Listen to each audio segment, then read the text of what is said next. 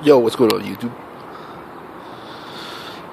Alright, so this is going to be part 2 of the previous video. Just end it off a little here, Not going to be as long. Or who knows, it might be, depending on how much thoughts just come through me. But I don't plan on making this too long, but we'll see. Yeah, so, for a mother to just turn her back on her son, and I know there's a lot of parents out there that are, like that. A lot of narcissistic parents that shouldn't be parents at all. They bring children into this world, and then the child has to basically struggle and figure things out their whole life because their parents neglect them in every way. And I have to say, I'm at least fortunate that I didn't have to struggle that way in my life, because I might not even be here right now if that was the case. If I had to be homeless and when I was like, 13 or 14 years old, where I'm hearing stories about other people having to be homeless at that time, at that age, I would have given up, man. There's no way. You know how scary it is oh, man.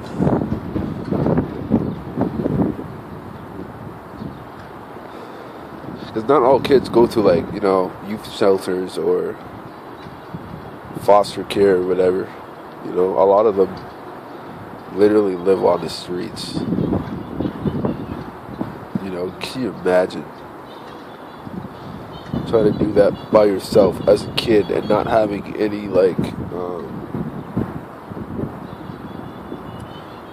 finances at all, man? Man.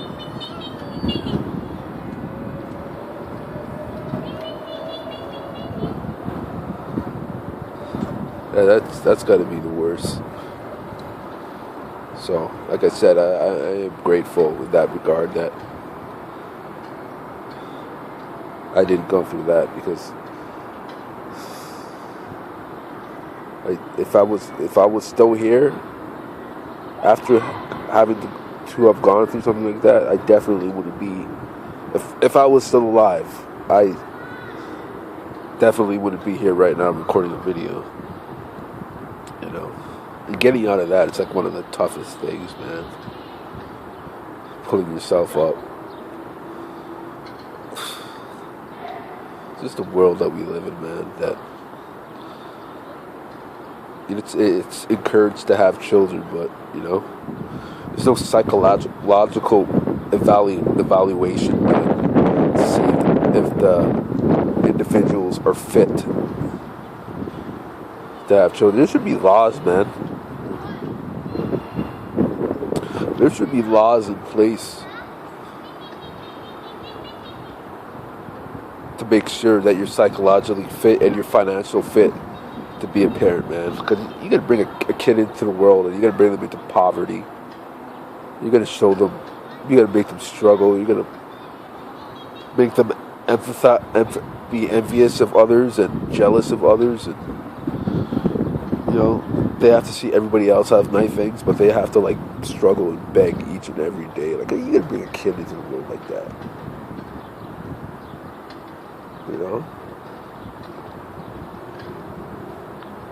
That's crazy, man.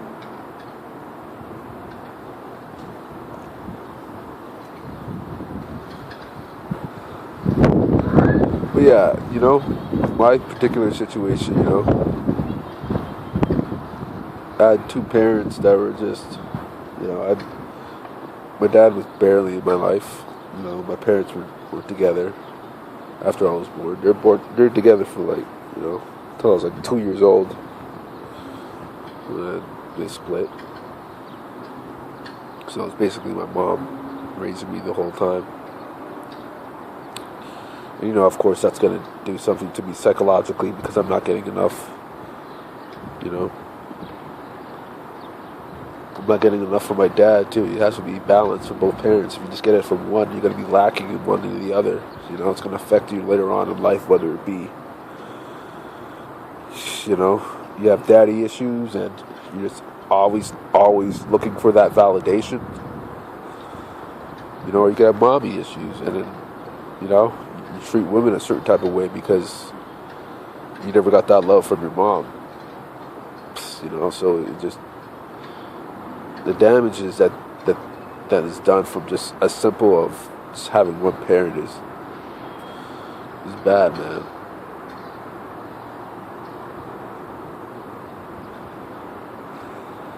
So yeah, I was raised by, like, you know, majority of my mom.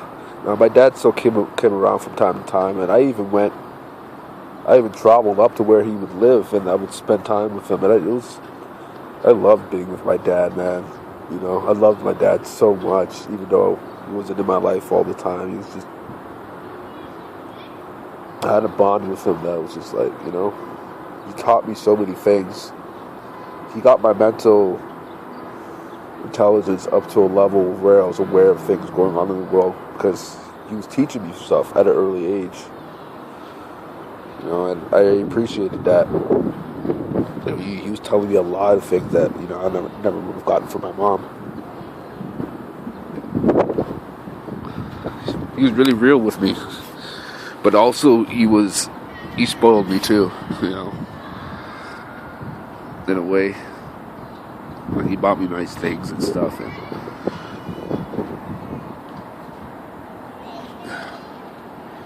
yeah, it was good. But like, what I really wanted was him. You know,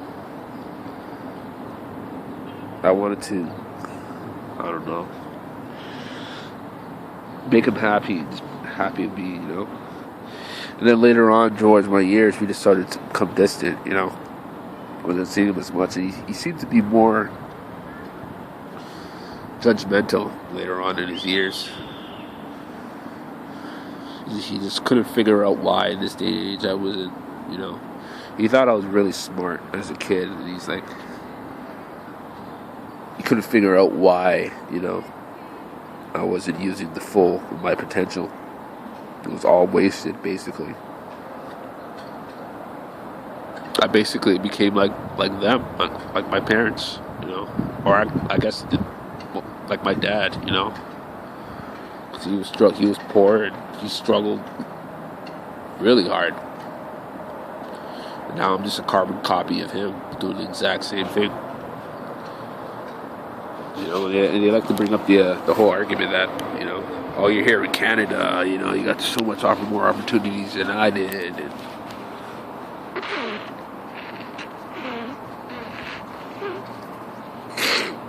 I'm like, what? Going to school?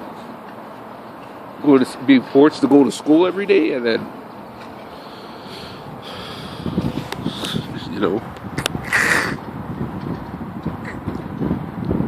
study hard, and you know, you have a job guaranteed for you when you get out. Like, that shit was a lie, man, and they believed that lie. And they still believe that lie.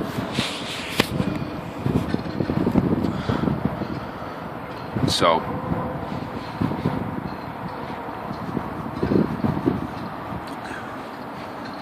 you know, and then, you know, because of that, me eventually got to a point where, you know, I just couldn't take his judgmental views on me anymore, and I pretty much just cut him off.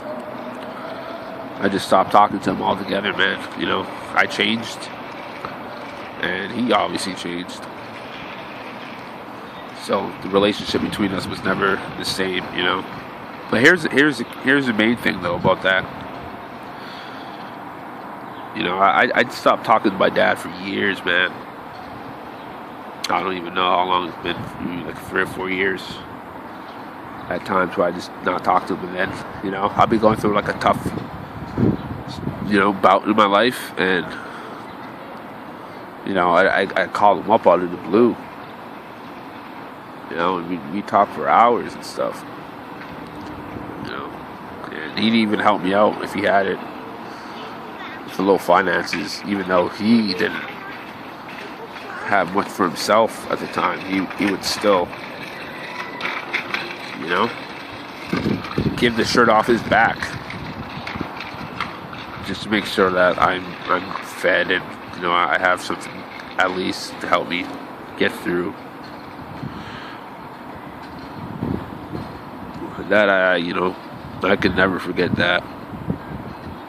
Because that's completely different from how my mom is. Like I said, I cannot, I go through periods of time not talking to my dad, but the number one thing is, I can always call him. If I was going through a tough bout, and he'd still be judgmental and stuff like that, but he'd also be somewhat understanding too. Because I wouldn't have called him unless I was really at the lowest point, like really, really, really down. And I appreciated that. My dad just that small thing and just being there, still available, because I'm his son, man. I'm his son forever. He didn't want to abandon me, even though we had our differences and stuff like that, but he would always have his phone open for me. Shit, I bet if he had a place, I'd be able to go there and sleep.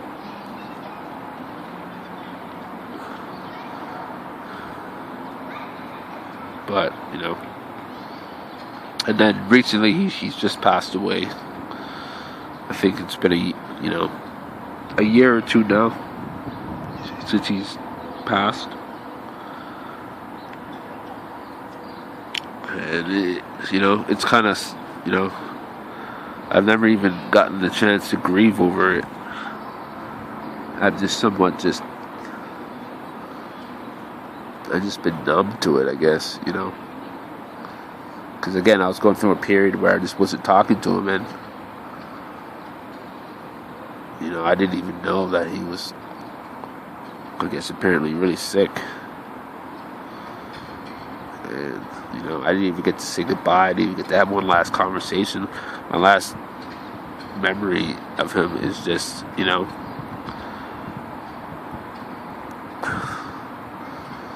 don't know, we were in an argument together during our last conversation, and he pretty much said he was disappointed in me. He's disappointed how I turned out, and that hurt me so much beyond belief, because I was already going through major depression. I already was beating myself up constantly, couldn't move forward in life, haven't been able to get any meaningful work or any type of work for that matter. And then to hear that as like the topic, of it all, is to hear, your dad, who you were so close with, pretty much say something that you never want to hear in your life, that, I'm disappointed in you, and I'm disappointed that you become such a failure, pretty much. As if I didn't already know that, as if I wasn't already dealing with that constantly. It goes and passes, and you never even got to deal with that. And my whole main thing was, I wasn't going to talk with him until I was in a better place. Like, I wanted to have a better job and be doing better for myself, just to make him proud at least.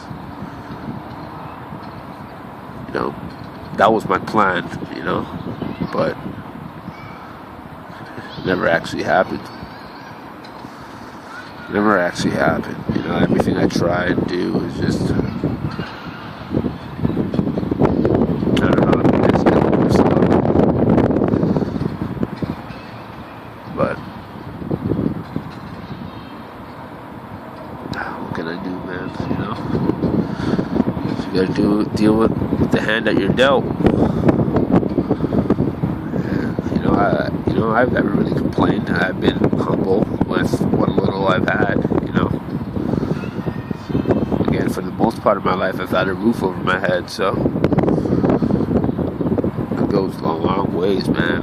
You know, and I always was appreciative of that.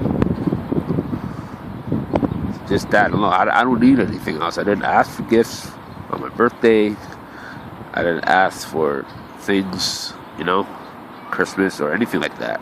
You know, I don't care. I don't really need that. Just, you know, if you got like an extra shirt that you're not using or whatever, like, hey, you want to give it to me? Sure. You bought a new shirt and you want to give me your old one? Sure. I was always, whenever somebody had something to give me, I just, you know, I was so appreciative, even if it was hand-me-downs, and that's the majority of what I got was hand-me-downs. Like, I've barely gotten new things that I've owned myself or purchased myself. So, but again, I don't need much to make me happy, you know, or appreciative.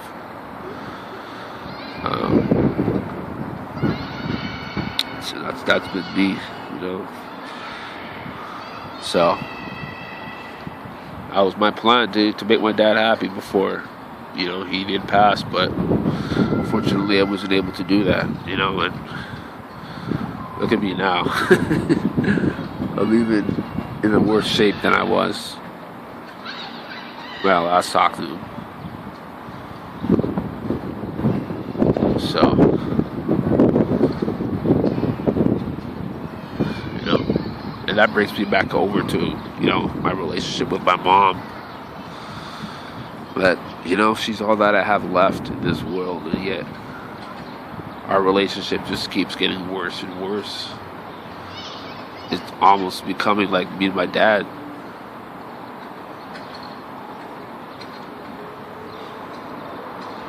I just can't talk with her that much anymore. The only time, well, unless I'm doing good, basically.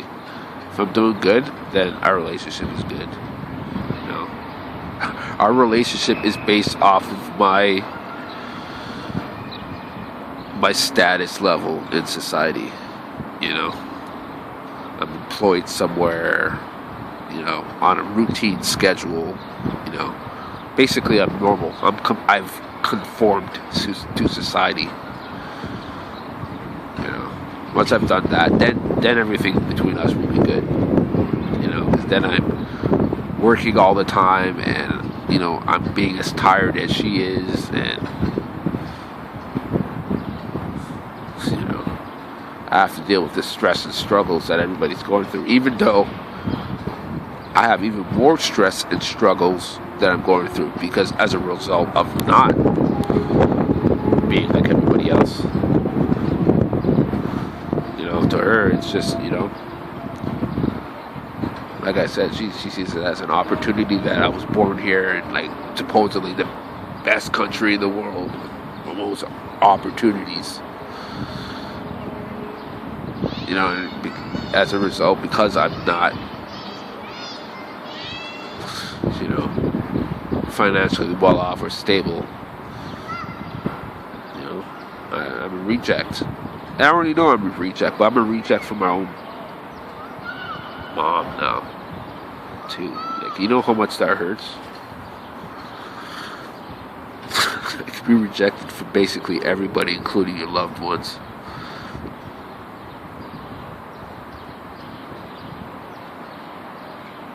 And that's why I gotta say, man, you know, trying to hold it together by yourself, man.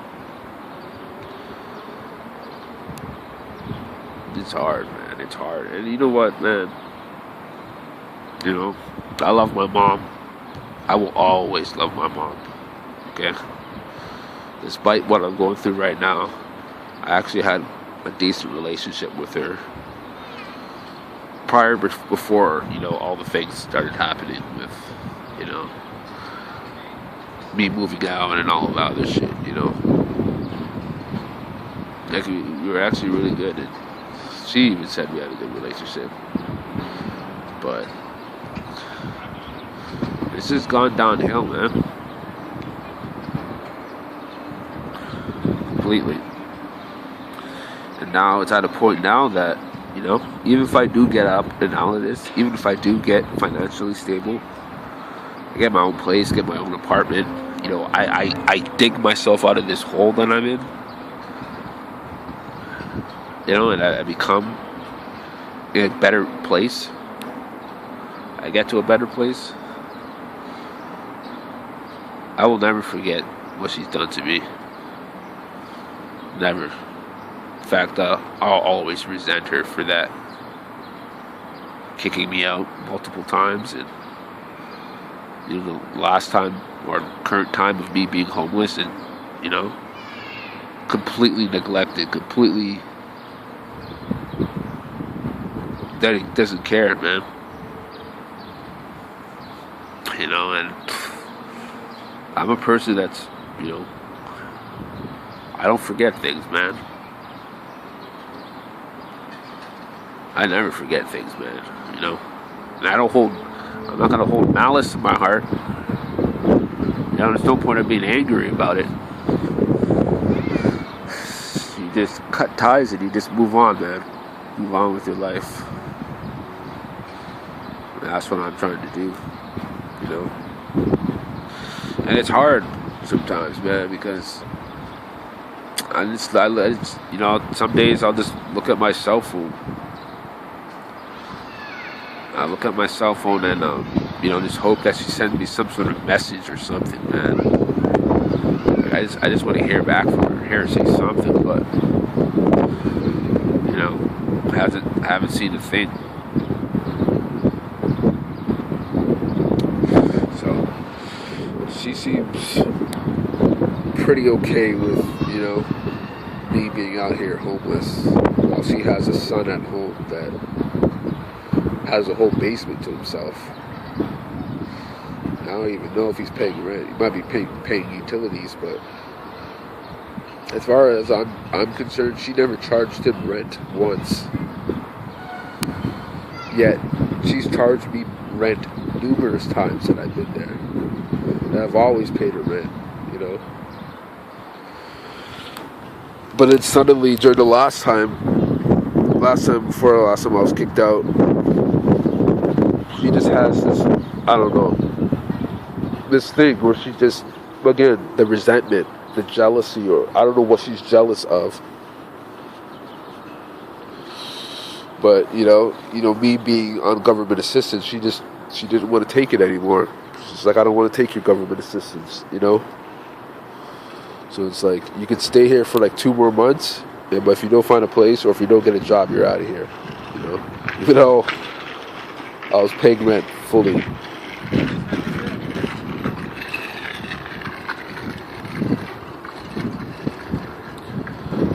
Like, I don't understand that. Like, I was paying rent perfectly. No problems, but I'm still trying, and all of a sudden it became a problem because, she worked, I guess, long hours or 5 days a week or whatever that is. And it bothered her that I was at home when she had to go to work. Same with my stepdad. It's like a different level of thinking, man.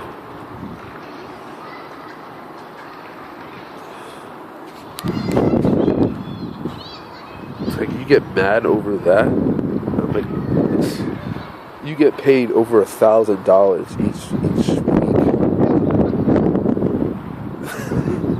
And I gotta live off of $200.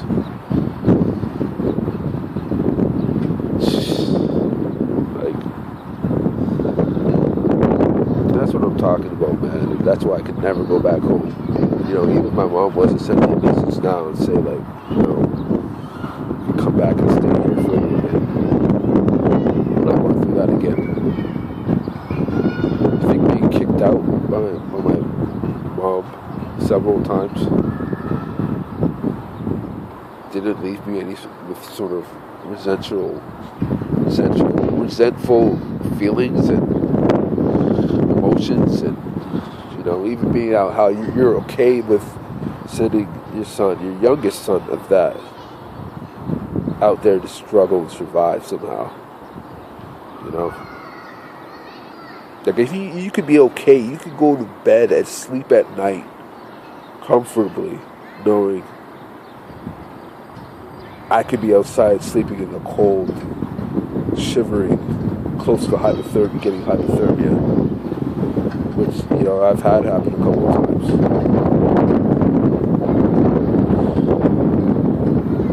So, obviously, she doesn't care. And in her mind, she's probably twisted thinking like, he's got to be able to do this on his own. Like, I'm making him better as a man through this. I'm just like, okay, but it's like you have no awareness of the world we live in. How freaking expensive everything is, and like how much you need to maintain some level of normalness. And you'll always be struggling, even if you do have a job in place. You got bills, man. It's just like you're the same, but more money, more problems. You know what I mean? So it doesn't get easier, because then once you get that place, and you get that whatever, you got to maintain that. You have to be working. If you lose your job, then you could be one paycheck away from being evicted. And who's going to help you then? So,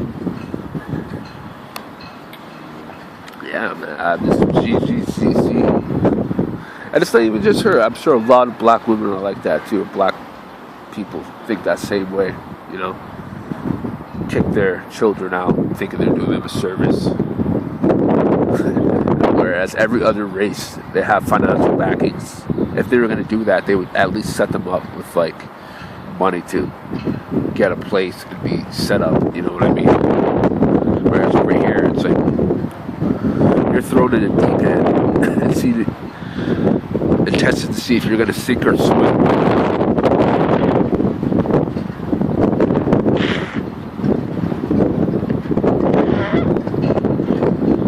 I've learned things.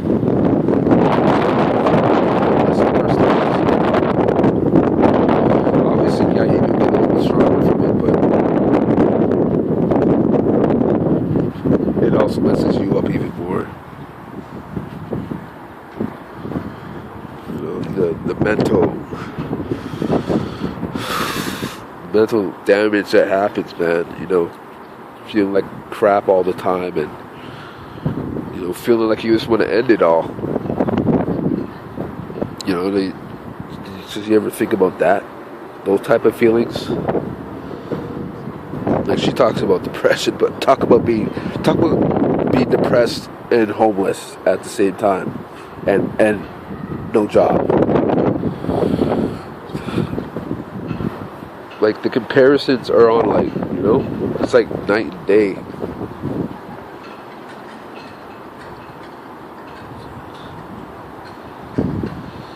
So, man, I didn't even expect this to be another 30-minute video, but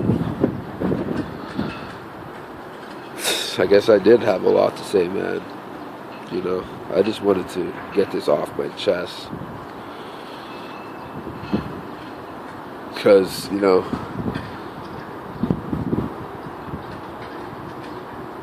I want to speak to my mom so bad at times that I'm willing to forget these things that, these challenges that she's put me through, and neglected me through. I'm willing to put all of that aside. So, she's the only one, man. She's the only one in my whole life that I can really speak to about these things,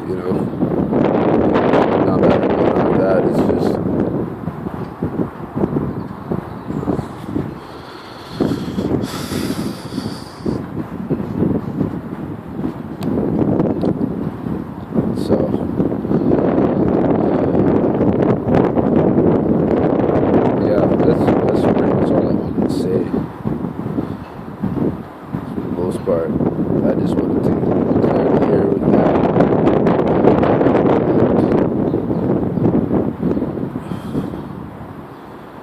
Forgive myself, man, because I beat myself up a lot of the times based off of trying to live and do things her way for the longest time, and it never worked for me. It never did. Trying to live a life, under somebody else's roof, and they dictate everything you do in your life, and you stray you're threatened all the time. If you deter from the path that they want you to walk, that they'll cut you off and they'll send you packing. I had to deal with that for so many years, man. So many years I couldn't be my true self.